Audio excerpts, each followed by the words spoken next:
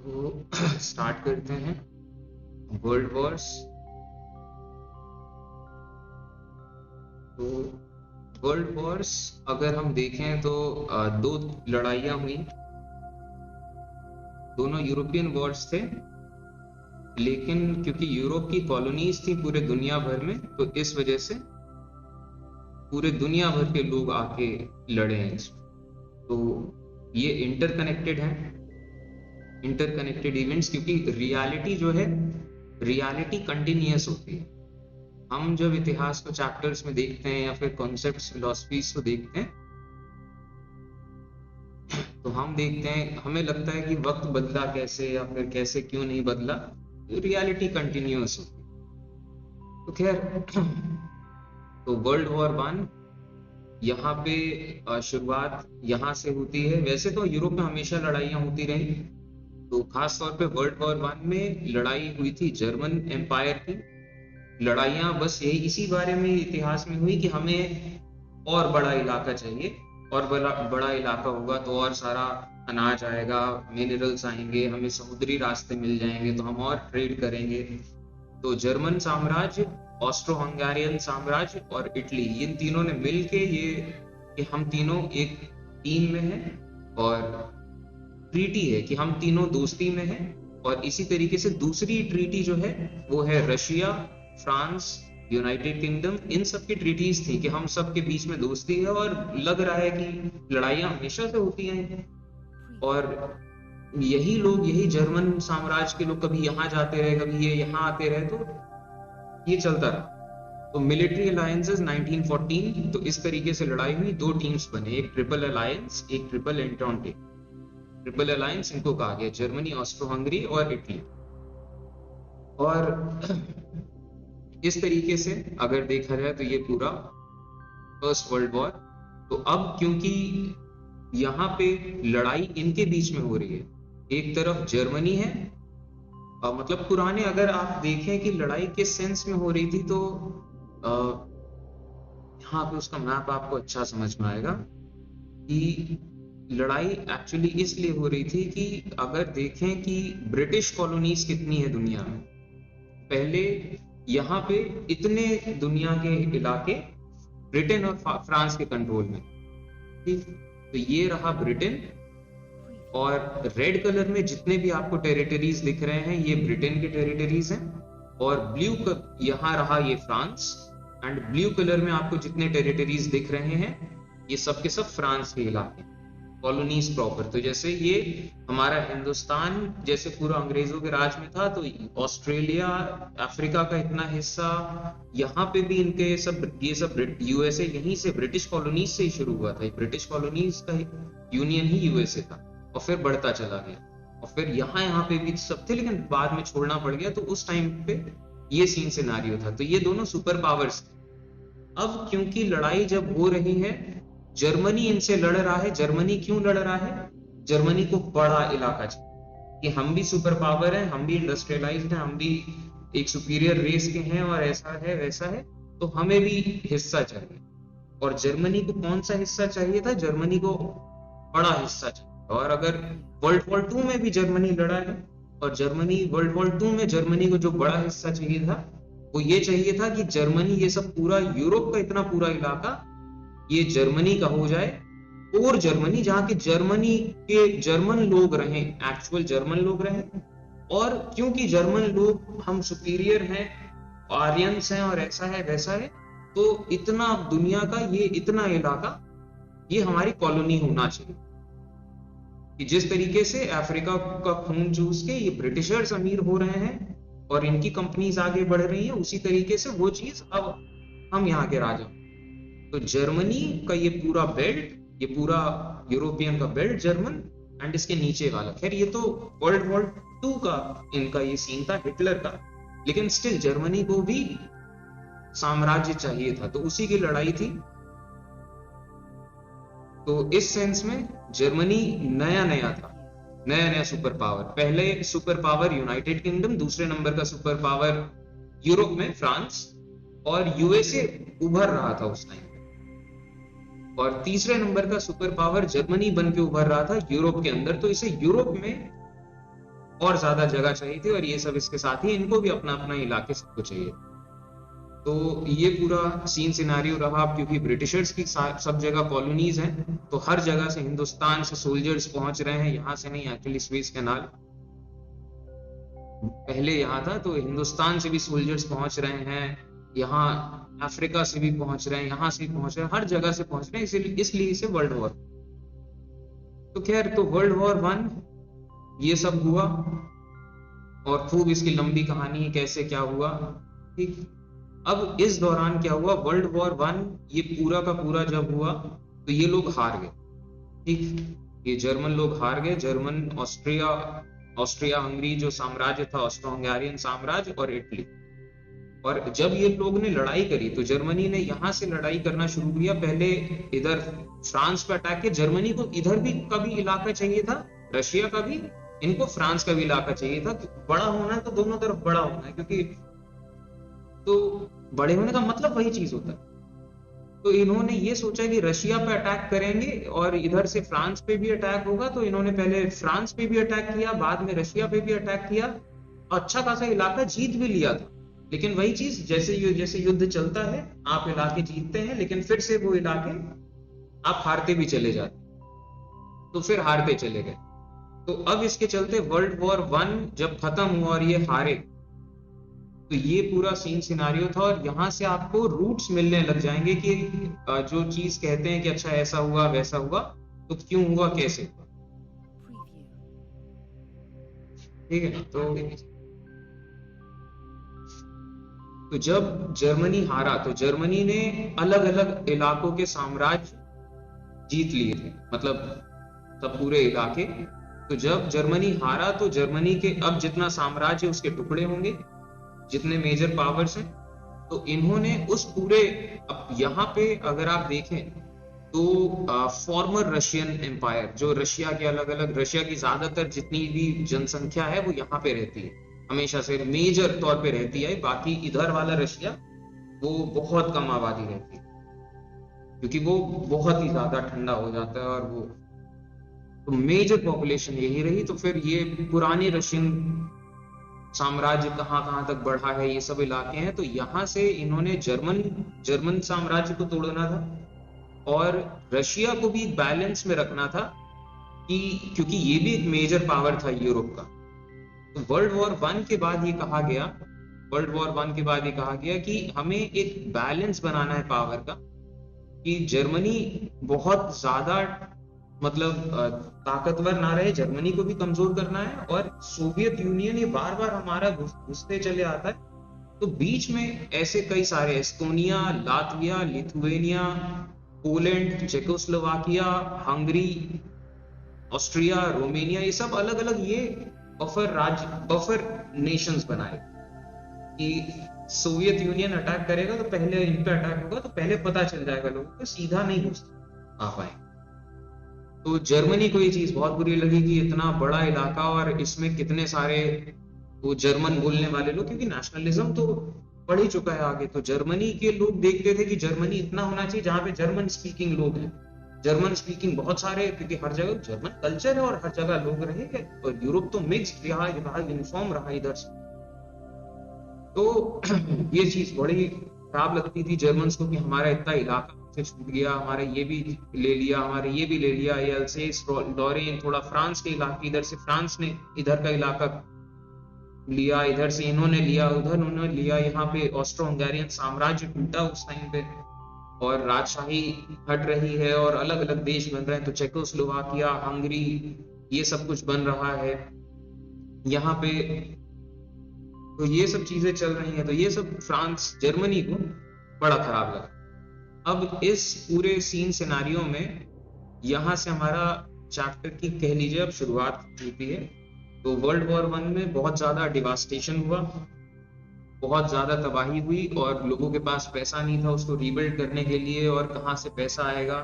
लोग अपनी जिंदगियां खो चुके थे, बहुत सारे लोग, हर परिवार के लोगों में से कोई ना कोई मरा था, और यंग लोग मरे थे, और पैसा नहीं है, अनएम्प्लॉयमेंट बहुत बढ़ रहा है। जो लोग वॉर लड़के आए हैं यंग, इतने यंग एज में वो आर्मी में शामिल कर लिए गए, और इतना मार काट देख के आए, वो घर आ रहे हैं वापस, उनके लाइफ का कोई पर्पस नहीं दिख रहा है, 4 साल बाद आए हैं और क्या छोड़ के गए थे और क्या है अब, और कौन बचा है, कौन क्या हुआ कुछ नहीं पता। तो और उस टाइम समाज भी बदल रहा था, तो लोगों के अंदर एंजाइटी, वो पूरा टाइम वो ऐसा वाला था, बहुत ग्लूमी फेज की, बहुत तबाही देखी, पूरे इतना रीबिल्ड करना है और पूरा टूट चुके हैं। और पूरे यूरोप के हाल यही है, क्योंकि आपस में ही लड़ाई करी है तो टूटे सब लोग।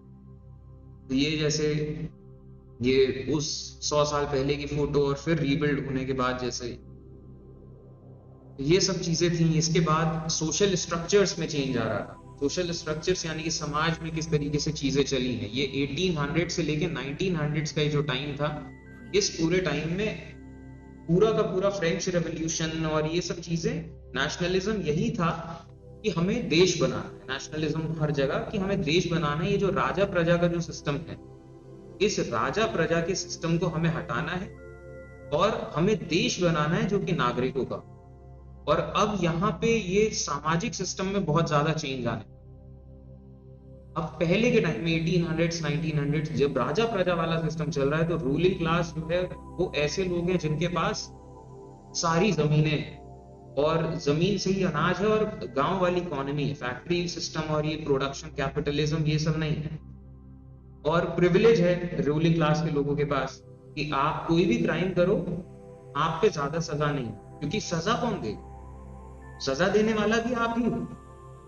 तो उस सेंस में इनपे बहुत प्रिविलेज था अपर क्लास के लोगों में कि कुछ भी क्राइम करते थे, क्योंकि जो गरीब लोग हैं, जो प्रजा है, बाकी जो गरीब लोग हैं वो लोग हैं जिन पे जमीन ही नहीं और हमारी जमीनों में काम करते, तो इनके साथ कुछ भी क्राइम करो, कुछ भी कैसा करो, अरे वो तो ठीक है। तो प्रिविलेज है, हर सेंस का प्रिविलेज।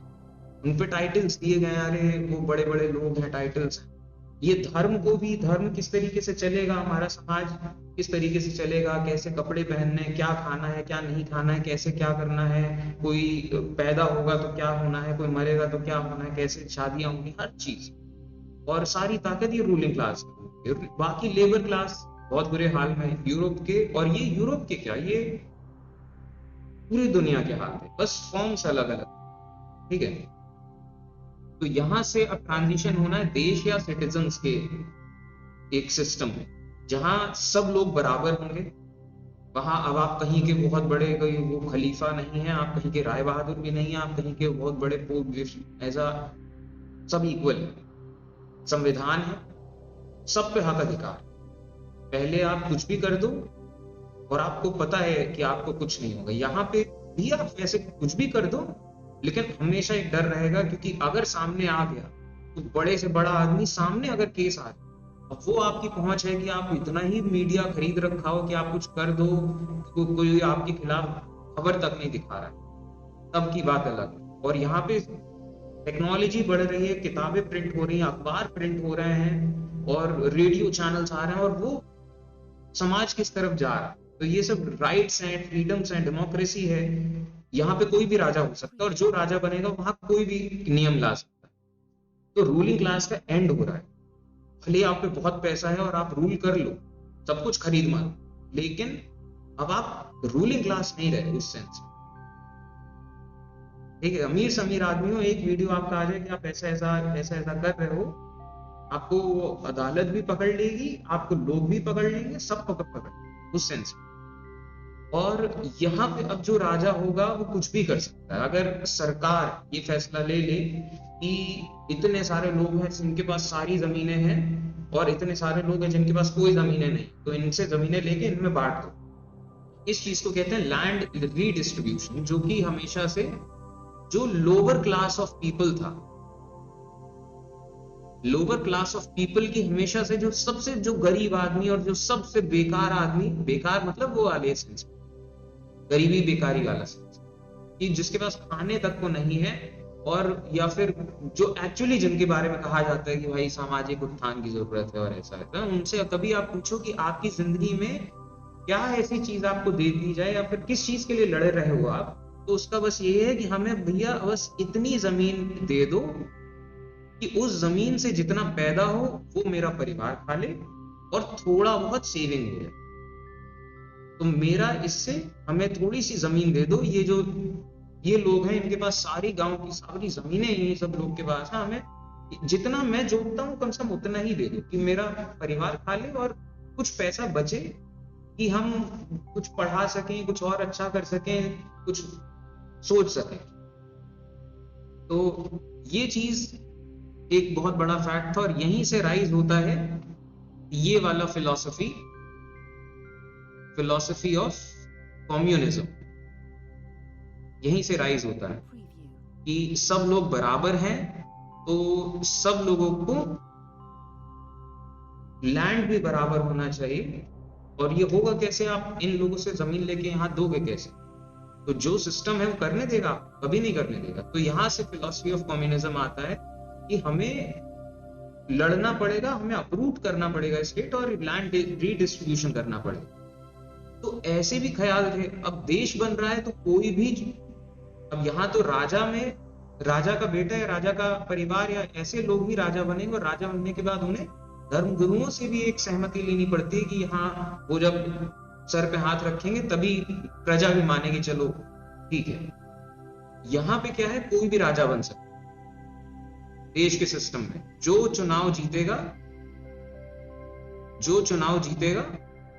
वो सरकार बना लेगा। अब कोई भी राजा बन सकता और चुनाव होगा, गरीब से गरीब आदमी वोट देगा। तो क्या पता ऐसी सरकार आ जाए जो ऐसा कानून ले आए और करने लग जाए तो क्या। तो रूलिंग क्लास बहुत डरी हुई थी उस जमाने में। रूलिंग क्लास हमेशा डरी रहती है कि जिसके कौन डरता है, जिसके पास होता है, जिसपे है ही नहीं वो क्या करे, ठीक है। तो ऐसे कई सारे डेमोक्रेसीज बन रहे थे दुनिया और यूरोप में अलग अलग देश। यहाँ पे हमें दिख रहा है कि ओल्डेस्ट 25 डेमोक्रेसीज। तो जैसे आयरलैंड में डेमोक्रेसी 1922, ठीक। तो वहां से ये सब चीजें चल रही। 1800s के भी कुछ एक हैं कि हॉलैंड 1897, 1890, मतलब ये वेव चल रही थी और हर जगह के रूलिंग क्लास के लोग और जो पब्लिक है वो किस तरीके से ले रही है। तो अब ये जो नए नए डेमोक्रेसीज बन रहे थे, डेमोक्रेसी तो बन गए, लोगों ने खूब वो एक्साइटमेंट में आके कि हाँ ये करेंगे वो करेंगे, लेकिन डेमोक्रेसी बनने के बाद हाल इतने खराब है कि अब कोई बेटर सोल्यूशन नहीं मिल रहा, सब खत्म हो चुका है, ठीक है। तो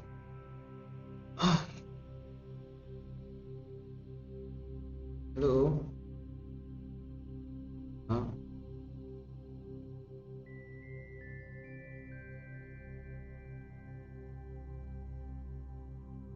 अच्छा चलो ठीक है,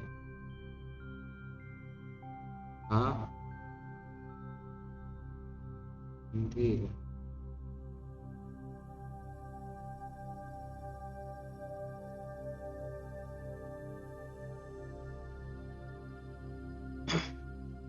तो खैर ये सब सरकारें बनाई गई ये सोच के डेमोक्रेसीज लाए गए कि कुछ बेटर होगा, लेकिन बेटर हो नहीं रहा था, तो लोग एंशियस थे, ठीक है। तो ऐसे टाइम में यहाँ पे फिर राइज होता है ये जो इस चैप्टर में हम जानेंगे इस चीज के बारे में, फैशिज्म जिसको कहते हैं, ठीक है। तो स्टार्ट ऑफ पब्लिक पॉलिटिक्स, कि कोई भी राजा हो सकता है, बस आप पार्टी बना लो। और लोग एंशियस हैं, परेशान हैं, और ऐसे उदास और गुस्सा जिनके अंदर भरा है, ऐसे लोगों को ज्वाइन करिए, फॉलोअर्स बनाइए और चुनाव जीत जाइए और बन गई आपकी सरकार। और सरकार में आ गए तो ताकत है आप पे, फिर जितने लोग हैं उनको मार दिया, जो हमेशा से राजा करते रहे। तो अब आम आदमी राजा बन के करेगा कि जितने लोग हैं, जितने सारा मीडिया आपके पास है और जितने अपोजिशन में उनको सबको, क्योंकि लीडर्स मरवाने हैं आपको, बस पब्लिक को कुछ नहीं करना। और मतलब वो सब हो जाएगा, लीडर्स बनेंगे तो पब्लिक को भी आप सब कर दो, तो सब हम हैंडल कर लेंगे। वो वाली बात कि बस आप गवर्नमेंट में आओ, सबको मरवाओ और मरवाते चले जाओ।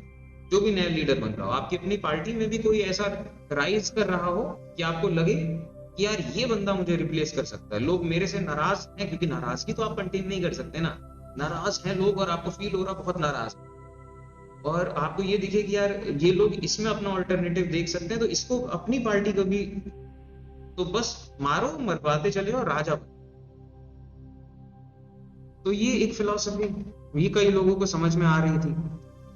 और इसके बाद फंडामेंटल्स ऑफ सोसाइटी, कि पुरानी रूलिंग क्लास जो थी वो एरिस्टोक्रेट्स की थी। ये कुछ भी चाहे ना चाहे एक चीज जरूर नहीं चाहते थे कि जमीन का रीडिस्ट्रीब्यूशन नहीं होना चाहिए, और जमीन का रीडिस्ट्रीब्यूशन नहीं होना चाहिए। और जो नई रूलिंग क्लास आ रहे थे, जो पॉलिटिशियंस थे और जो बिजनेसमैन क्लास थे, तो इन्हीं के पास सारा पैसा और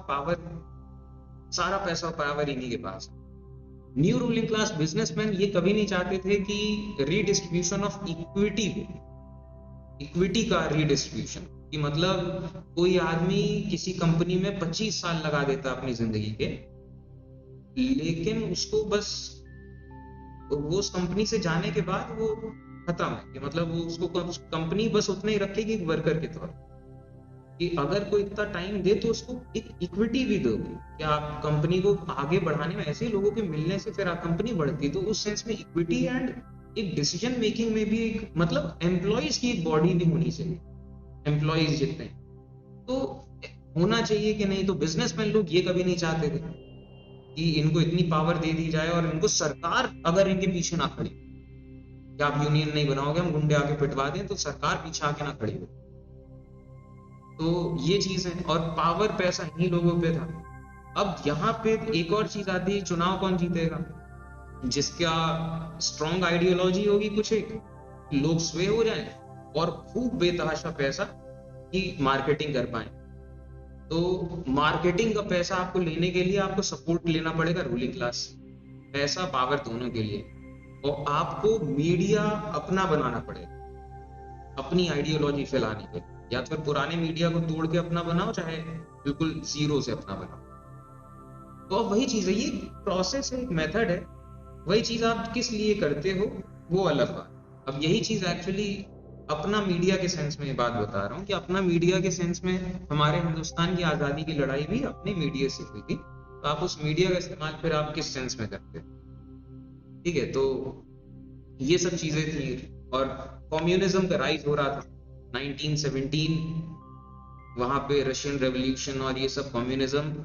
और कम्युनिज्म जो फिलॉसफी थी ये बात करती थी रिडिस्ट्रीब्यूशन ऑफ लैंड पे, कि जमीन का रिडिस्ट्रीब्यूशन किया जाए, redistribution of industrial equity, labour unions, reforms, ये सब कि सब इक्वल और यूनिफॉर्म सोसाइटी होगी। और ये सब बनेगा कैसे, अपरूटिंग रूलिंग क्लास, और डिक्टेटरशिप हो जाती थी। जितने कम्युनिज्म के जितने भी एग्जाम्पल्स रहे हैं, अब जहां पे आप वायलेंस ले आए, कि ये कम्युनिस्ट लोग वायलेंस का जरूर बिलीव करते थे, स्टार्टिंग के कम्युनिस्ट लोग, और खैर वैसे सारे भी फिलॉसफी हर किसी पे अपना।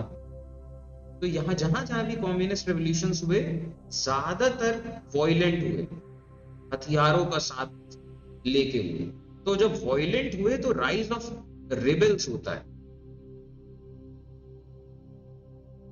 तो जितने भी ऐसे कम्युनिस्ट मूवमेंट्स हुए जहां पब्लिक की नाराजगी है, जायज नाराजगी है, क्रांति हुई है, मूवमेंट हुआ है, ताकत हटा ली, छीन ली राजा से, लेकिन अब कौन, तो कोई लीडर ही होगा ना, अनजान ऐसे किसी को भी तो आप नहीं बना दोगे, कोई लीडर ही होगा, वो भले अच्छा होगा चाहे खराब होगा, लीडर ही है कौन, और कौन उनमें से राइज करके आ गया और किसने बाकियों को दबा लिया, ठीक है। तो ये चीज भी डराती थी रूलिंग क्लास को, ठीक। तो ये भी एक फैक्टर चल रहा था। तो अब रूलिंग क्लास जो लोग, इन्होंने फैशिज्म को ऐसे लोगों को पूरी तरीके से सपोर्ट किया, जो लोग कम्युनिज्म, जो लोग कुछ भी बात करें लेकिन कम्युनिज्म को जरूर, कम्युनिस्ट विचारों को या कम्युनिस्ट लीडर्स को या कम्युनिस्ट पार्टी पूरे दुनिया में हो गए थे, तो कम्युनिस्ट पार्टी को जो जरूर दबाएं और लोगों को पता भी ना चले, लोग साथ भी दें, क्योंकि कम्युनिस्ट पार्टी को दबाओगे तो और लोग आएंगे कि क्या हो। तो ये तभी पॉसिबल है जब लोगों को आपस में आप लड़वाओ दूसरे कारणों से, और उनको कोई दूसरा दुश्मन दिखाओ। तो ये सब जो डिक्टेटर्स का राइज हुआ, तो जैसे ये इटली में मुसोलिनी थे, इधर हिटलर थे, और जितने भी सब ऐसे लीडर्स का राइज हुआ, ये सब के सब इनकी अपनी आइडियोलॉजी थी और अलग अलग इंस्टेंसेस थे। अब आपको यहाँ पे ये एक चीज है कि आपको बेस्ट वे क्या है अपनी आइडियोलॉजी का। इन लोगों में कुछ चीजें बहुत सेम कॉमन सी थी। तो बेस्ट वे क्या है आइडियोलॉजी का, तो किसी प्री एग्जिस्टिंग आइडियोलॉजी से स्टार्ट करते हैं जो पहले ही, इसके अलग अलग एस्पेक्ट्स हैं ये। तो इन सब लोगों ने शुरुआत वहां से करी कि किसी सामाजिक तौर पे जो एक परसेप्शन होता है, तो यूरोप में एक था ज्यूस, यहूदियों के खिलाफ एक बड़ा बुरा परसेप्शन हमेशा से रहा आम जनता में। पूरे यूरोप में लोग रहे, हमेशा से यूनिफॉर्म रहे, यहूदी भी अलग अलग हिस्सों में रहे, यूरोप के सब जगह डिस्ट्रीब्यूटेड है, हर कोई डिस्ट्रीब्यूटेड है यूरोप। तो उस सेंस में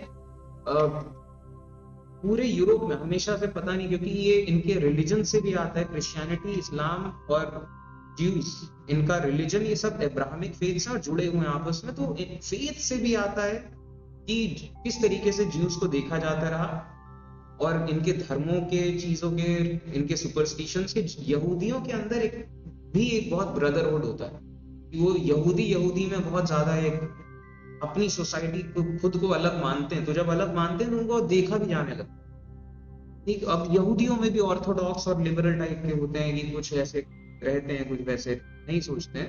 तो खैर, तो इनके खिलाफ अलग अलग ये था। तो यूरोप में टाइम पे ऐसे हिंसा होती रहती थी यहूदियों के खिलाफ।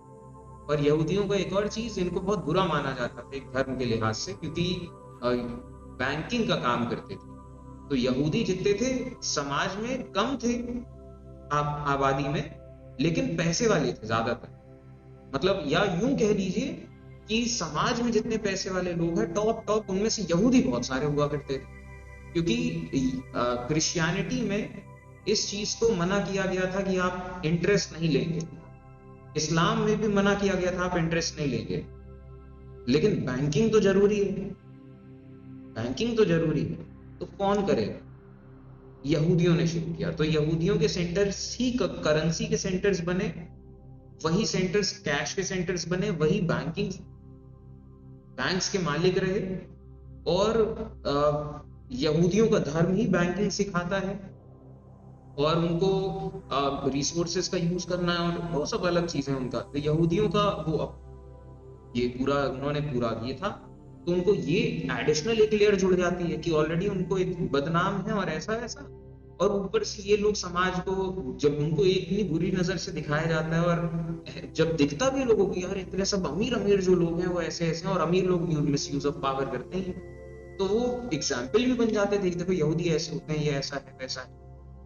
अमीर लोगों के वो गरीबों पे डालते थे, गरीब यहूदियों पे, जो बच के भाग नहीं पाए। जर्मनी में इतना कुछ हुआ, जितने अमीर थे सब निकल लिए, कौन मरा? ठीक, तो ये चीज, तो पहला पॉइंट तो ये कि स्टार्ट इन सब ने ये किया था, एंटी ज्यूस, एंटी कम्युनिस्ट और एंटी ये वो, कि रूलिंग क्लास का भी समर्थन मिला, और दुश्मन दिखाने को वो कोई ये दुश्मन है, कौन बचाएगा? मैं बचाऊंगा, और मैं दिखा रहा हूँ कौन दुश्मन। और एक बार मेरे हाथ में ताकत आने दो, फिर अगर मुझे लगेगा तुम दुश्मन हो, तो फिर तुम दुश्मन हो, तुम मतलब तुम्हें लग रहा है कि ये गोली बंदूक से यहीं जाएगी। इसके बाद दूसरी चीज पे ये अपील किया करते थे कि ग्लोरियस पास्ट, कि पहले हमारा जमाना क्या था, और ये तो है कि जर्मनी ये सब हारे थे, तो ह्यूमिलिएशन भी हुआ था, इनका पैसा इनको वापस देना था। अब खुद की जमीन में पैसा नहीं है, और क्योंकि आप युद्ध हारे हैं तो आप पे फाइन लगाया गया है, तो आप जितना कमा भी रहे हो वो फाइन दे रहे हो। तो ये लोग पब्लिक को ये कहा करते थे कि ये देखो, ये हमारे जो वो हैं, इन्हें पैसा यहाँ लगाना चाहिए था, ये इनके अंदर इतना दम नहीं है कि ये वो पैसा वहां भिजवा, हमें लाओ जरा, हम फिर देखें। तो अलग अलग एस्पेक्ट्स में कि हम वो जो अभी का जमाना अच्छा नहीं है, वो जो जमाना था वो अच्छा था, और वो जो जमाने की डेफिनेशन है, क्या कोई डेफिनेशन तो वही है जो बोलने वाला कह रहा है और जिसके हाथ में पावर है। तो वो जो जमाना और वो जो जमाना क्या था, उसकी डेफिनेशन फिर अपने हिसाब से बदलते रहेंगे, क्योंकि आप जो हम सोचेंगे वो आप अखबार की हेडलाइन में पढ़ोगे अगले दिन। और इसके बाद अस वर्सेस देम के खेल में खेलना है कि हम एक सेपरेट यूनिट है और ये कुछ लोग हैं, ये दुश्मन। तो क्योंकि दुश्मनी चल रही है और एक बड़ी लड़ाई चल रही है, तो आप अपने छोटे छोटे जो आपको जिंदगी में दिक्कतें हैं, इनको मैटर नहीं करते, ठीक है। और लोगों को इस तरीके से डर में भी रहो। बाकी सीक्रेट पुलिस है, इतना करने के बाद भी अगर कोई अगर कहता है कि जी वो ठीक नहीं चल रहा है, तो बाकी ऐसे लोगों के लिए पुलिस है, सीक्रेट पुलिस है जो बताएगी कि क्या ऐसे ऐसे लोग ऐसा ऐसा कर रहे हैं, तो ये सीक्रेट पुलिस आपको उठा ले जाएगी और बस ऐसे ऐसी खबरें फिर मिलेंगी कि ठीक। तो ऐसी खबरें, ये जैसे बस एक आर्टिकल है, तो ऐसी खबरें तो आम बातें कि जैसे कोई चीज रोज होती है तो आम बात हो जाती है। तो ये बातें कि हिटलर इन रिलेंटलेस बेतहाशा लोगों को मरवा रहा है, किल्स ऑफ लीडर्स, जितने लीडर्स हैं इधर उधर, और in attempt to suppress the second revolution, इसमें अपनी पार्टी के भी लोग सब हैं। और ये काम हिटलर ने भी किया, जितने डिक्टेटर्स होते हैं सब करते हैं। ये काम हिटलर ने भी किया, ये काम स्टालिन ने भी किया, ये काम सब ने किया, जितने भी डिक्टेटर्स होते, और सारे राजा करते आए हमेशा से, क्योंकि राजद्रोह का मतलब यही होता था, राजा हमारे खिलाफ बोलोगे, राजद्रोह का मतलब ये है। तो खैर ये पूरा सीन सिचुएशन था। तो राइज ऑफ फैशिज्म क्यों होता है, ऐसे कॉजेज जैसे ऊपर ऊपर से देखते हैं तो फर्स्ट वर्ल्ड वॉर के बाद जो अलग अलग यूरोपियन कंट्रीज हैं ये फाइनेंशियली रूइंड थे, तबाह हो चुके थे, और इनके पास इनफ रिसोर्सेज नहीं थे कि इकोनॉमिक रिकवरी कर पाए। अनएम्प्लॉयमेंट हर जगह था, और ये जो डेमोक्रेटिक फॉर्म्स ऑफ गवर्नमेंट थे ये कुछ पार्ट्स में ट्राई हुए थे, कुछ अलग अलग जगह डेमोक्रेसीज बन पाई थी during the early part of 20th century, लेकिन अनएबल टू डीड इफेक्टिवली। वहां पे डेमोक्रेसी बनने के बाद भी ऐसा नहीं था कि कुछ बहुत अच्छा हो गया हो, और ऐसा कि डेमोक्रेसी भी नए नए बने थे तो वहां पे अपने चैलेंजेस की रिजल्ट नहीं है, चीज बड़ी अच्छी हुई लेकिन रिजल्ट नहीं है।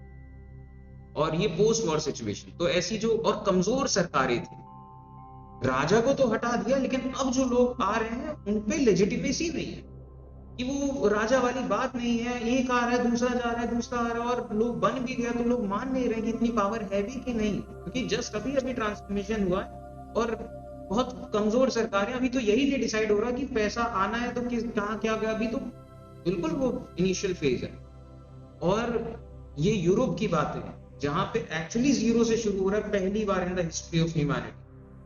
हमारे हिंदुस्तान के सेंस में हम बहुत लकी इनफ थे कि जब ये चीजें चल रही थी यूरोप में, तो हमारे हिंदुस्तान के फाउंडिंग फादर्स जो रहे, फाउंडिंग लीडर्स जो रहे, वो यूरोप में घूम घूम के जाके पढ़ के देख के सब समझ चुके थे वहां की प्रॉब्लम्स। मतलब वो यूरोप हमसे 100 साल आगे चल रहा था, तो वो वहां उस टाइम थे, और उन्होंने जब यहाँ आके किया तो उनको बहुत एक्सपीरियंस, मतलब वो 100 साल पीछे आ रहे थे, तो उन्हें एग्जैक्टली पता था कि क्या क्या चैलेंजेस अगले 100 साल में 70 की कैसे कैसे क्या क्या होता है। और तो हमारा जब स्टेट बना तो पता है कि अच्छा ये और हमारा स्टेट तो ब्रिटिश को रिप्लेस करने के लिए बना था, कि ब्रिटिश को हटाओ और ये लाओ, क्योंकि ना ब्रिटिश को हमने तोड़ के फेंक दिया तो फिर से वही चीज हो जाएगी कि कौन, और फिर से वही हो जाएगा जो हमेशा से था कि वो लड़ रहे हैं मार रहे हैं, अभी पता नहीं कोई एक राजा यहाँ एक राजा यहाँ, 500 राजा हैं लड़े मारे, ठीक है। इसके अलावा feudal and aristocrats were disturbed with the democratic governments, बहुत डिस्टर्ब थे कि यार अब पहले का राजा पता था ये कभी हमारी जमीनें नहीं लेगा, कभी नहीं लेगा, और हर गुरुओं से और ऐसा वैसा, और पता है कभी सिस्टम चेंज नहीं होगा, लेकिन इनका भरोसा नहीं, भले ही कमजोर है लेकिन कभी कम नहीं। आप आज कमजोर है, जमीनें अब आप जो 20 साल बाद ले लेंगे तो तब भी तो मतलब वो कौन सी बात। तो ये डिस्टर्ब थे बहुत ज्यादा कि they had lost most of their power, ज्यादातर ताकत चली गई है।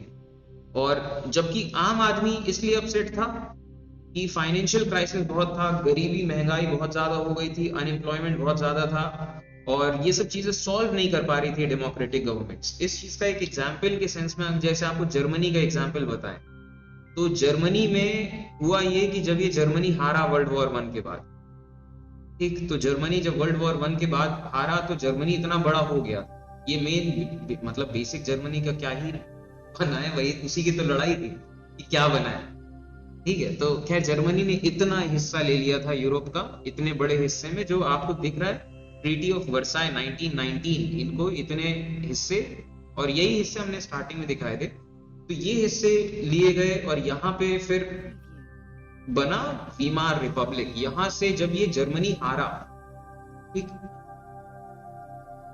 जर्मनी पहले तो यहां से बढ़ा सब बड़े इलाके में, और जब लड़ाई चलती रही और फिर ये बाद में यूएसए की सेनाएं भी आ रही, यहाँ की भी, और वो कंसोलिडेट हो रही हैं। अभी तो आपने अचानक से युद्ध किया और घेर लिया, लेकिन अब वो लोग भी तो आएंगे इकट्ठा होके, तो अब वो सिमटते जा रहे हैं, सिमटते जा रहे हैं। और जर्मनी जब हारता है यहाँ पे, जब वॉर एक्स, मतलब जर्मनी में उस टाइम पे जो राजा थे, जर्मनी में राजशाही थी, राजा थे काइजर विल्हेम।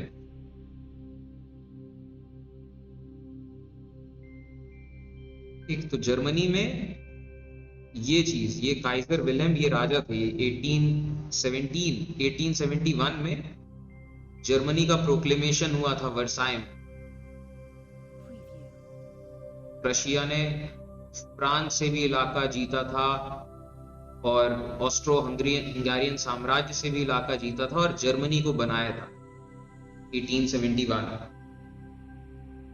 ठीक, तो ये काइजर विल्हेम, जब ये इन्होंने अपने मर्जी से वर्ल्ड वॉर 1 किया, और वर्ल्ड वॉर 1 जब ये हुई, खत्म हुई, तो वर्ल्ड वॉर 1 तक आते आते जर्मनी में इतनी महंगाई बढ़ चुकी थी, और लोग देख रहे थे कि क्यों हम लड़ रहे, और जब इतने पूरी दुनिया भर के सैनिक आ रहे हैं, जर्मनी के लोग उकता गए थे 3-4 साल में कि अब हटो। तो और ये दुनिया में नेशनलिज्म तो चल ही रहा था कि भाई राजशाही हटाओ, राजशाही हटाओ, और ये सब बेकार सिस्टम है। तो यहाँ पे 1918 यहाँ पे प्रोक्लेम होता है वाइमार रिपब्लिक, यानी कि ये जर्मनी जो राजशाही था, अब वो बनता है वाइमार रिपब्लिक। रिपब्लिक का मतलब यहाँ कोई राजा नहीं है, लोग फैसला करें, ठीक, लेकिन रिपब्लिक का मतलब डेमोक्रेसी नहीं है। जब आप कहते हो लोग फैसला करेंगे, तो उन लोगों में औरतें भी आती हैं कि नहीं, वो गरीब लोग भी आते हैं कि नहीं, जो कूड़ा उठाता है वो भी आते हैं कि नहीं, ये सारे सवाल उठते हैं। और अगर आप किसी कहीं पे ये कहने लग जाए कि नहीं, लोग में औरतें नहीं आती, लोग में ये नहीं आते, तो वो डेमोक्रेसी नहीं है, वो सिर्फ रिपब्लिक है। जब सबको मिले, वो समाज की पंक्ति में खड़े आखिरी इंसान जो जिंदा क्यों है ये तक नहीं पता, उसको भी ये अधिकार जब वहां तक दिया जाता है, मना नहीं करोगे, तब उसे डेमोक्रेसी कहते हैं। ठीक है, मतलब ये तो बस एक एस्पेक्ट है, डेमोक्रेसी एक बहुत बड़ा वर्किंग सिस्टम है, ये तो बस एक चीज के इस एस्पेक्ट से। तो वाइमार रिपब्लिक ये प्रोक्लेम किया गया, और वाइमार रिपब्लिक जब प्रोक्लेम किया गया, तो वहां पे जैसे एक प्रॉब्लम यहाँ पे शुरू हुआ। वाइमार रिपब्लिक, अब क्योंकि भले ही आपका नाम बदल गया हो, आप राजशाही से आप भले ही आ गए हो रिपब्लिक में, लेकिन है तो आप जर्मनी ही, ठीक, तो यहाँ पे पैसा कौन देगा?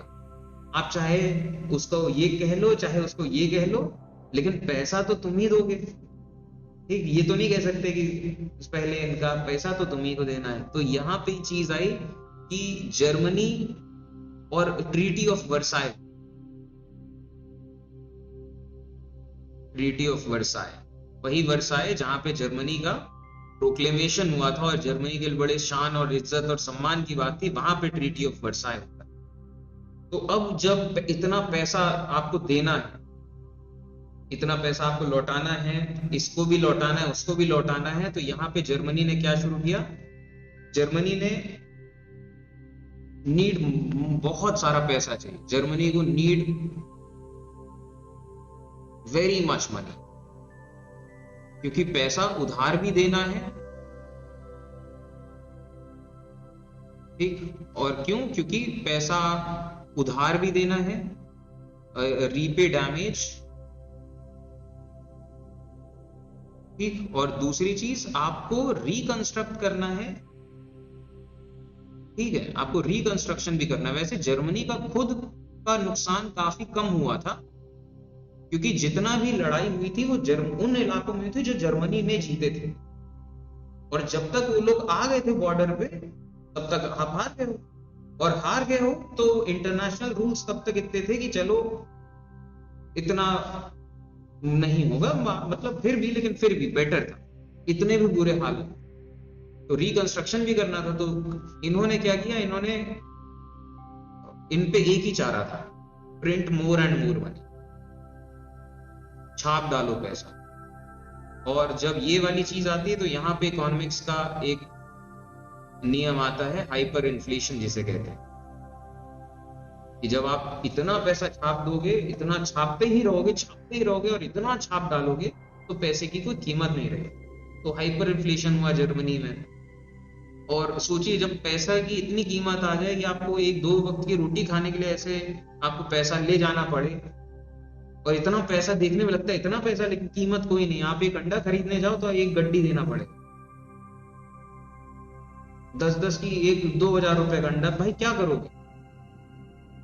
तो बहुत सिली सिचुएशन है और लोगों के खाने के लाले पड़ जाते हैं और बहुत बुरे हाल हो गए, हाइपर इन्फ्लेशन। और ये कह लीजिए बच्चे इनसे क्राफ्ट कर रहे हैं, उन कागजों की इतनी कीमत नहीं है कि बच्चे उनसे काट के पतंग बना रहे, ठीक है। तो ये भी सीन सिचुएशन था, और ऐसी सिचुएशन में एक मसीहा आ जाए, बस वो मसीहा प्रोजेक्ट होना चाहिए कि हाँ ये, और उसके में बहुत सारे फैक्टर्स चाहिए, और वो सारे फैक्टर्स के कुछ एस्पेक्ट हमने अभी तक देखे। तो खैर, तो ये सब चीजें थी। तो ऐसी फाइनेंशियल क्राइसिस थे, अनएम्प्लॉयमेंट था, बहुत बुरे हाल कि हम चेंज हो गया लेकिन कुछ दिख नहीं रहा है। और ये सब चीजें हेल्प कर रही थी डिक्टेटर्स, जिनको often supported by upper classes. अब अपर क्लासेस ने ऐसे लोगों को जम के सपोर्ट हर जगह। ये इतिहास के सेंस में अगर देखा जाए,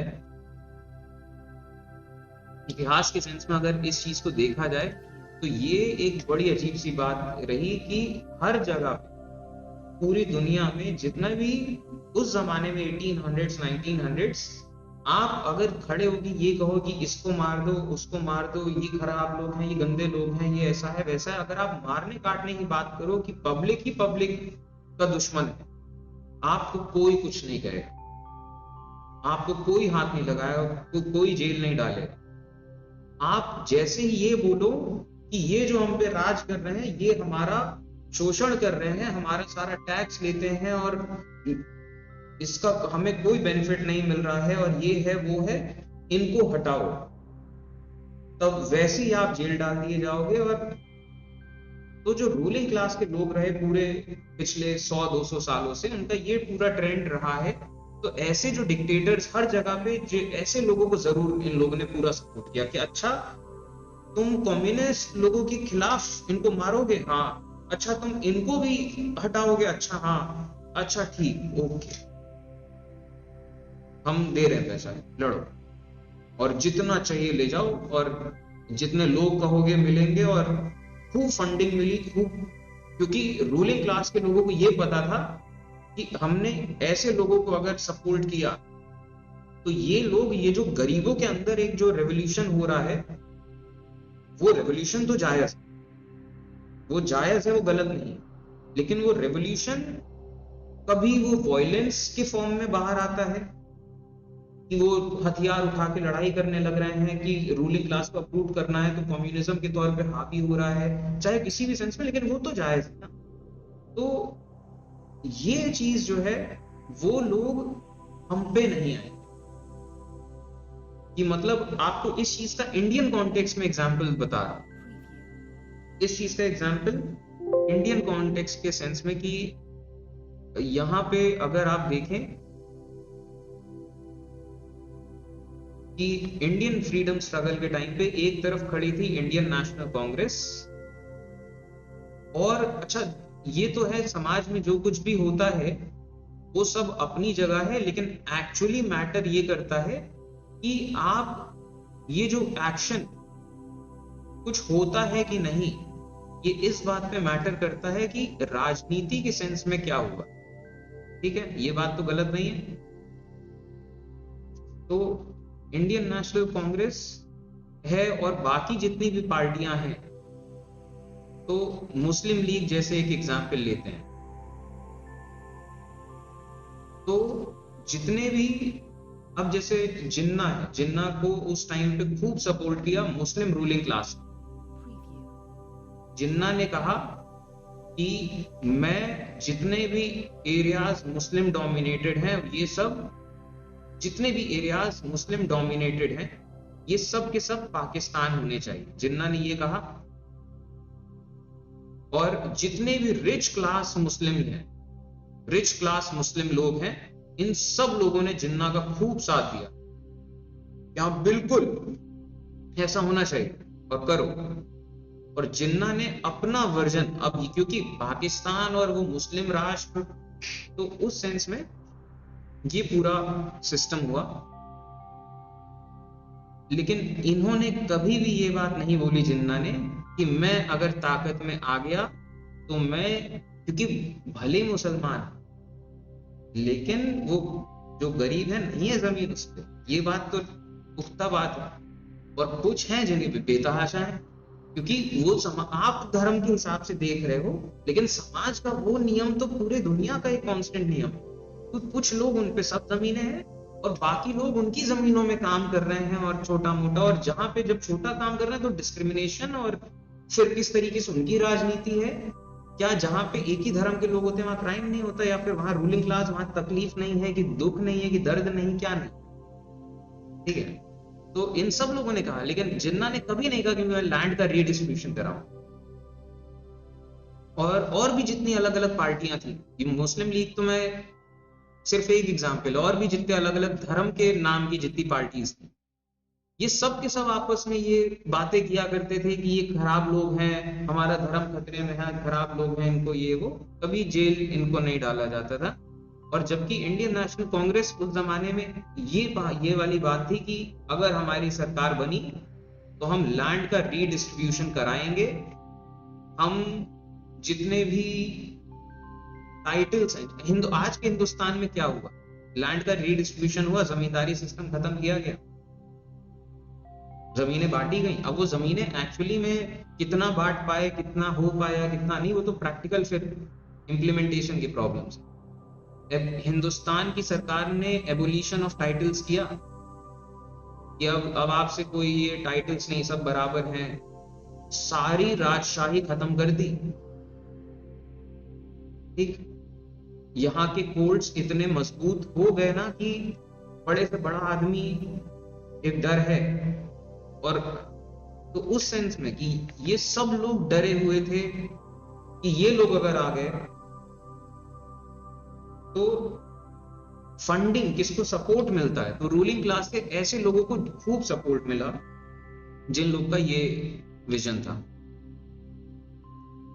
तो पीस ट्रीटीज, इसके अलावा जितनी भी साइन करी गई, treaty of Versailles, end of the first world war, ये सब कंट्रीज डिससैटिस्फाइड थी और लोग इतने फ्रस्ट्रेटेड थे कि वो टर्न होने लगे ऐसे आइडियाज और रेजिम्स की तरफ। और इस टाइम पे लोग भी बिलीव करने लगे थे कि डिक्टेटोरियल पावर्स दे भी दो तब भी चलेगा, बस कोई भी आए, अब वो तो बाद की बातें, पहले ये सही कि उनके प्रॉब्लम्स का जल्दी समाधान हो और पावरफुल गवर्नमेंट्स हो। और इस तरीके से फैशिज्म का राइज होता है, रशिया, इटली, जर्मनी, ठीक। तो ऊपर ऊपर से करीब करीब पूरे चैप्टर का हल्का फुल्का एक बार टच कर लिया, ठीक है। आज के लिए फिलहाल इतना ही रखते हैं, और फिर नेक्स्ट सेशन में फिर आपका इसका पूरा अब आइडिया लग, क्योंकि अब यहाँ पे जब हम ये वाली चीजें करेंगे तो यहाँ पे अब जल्दी, ठीक।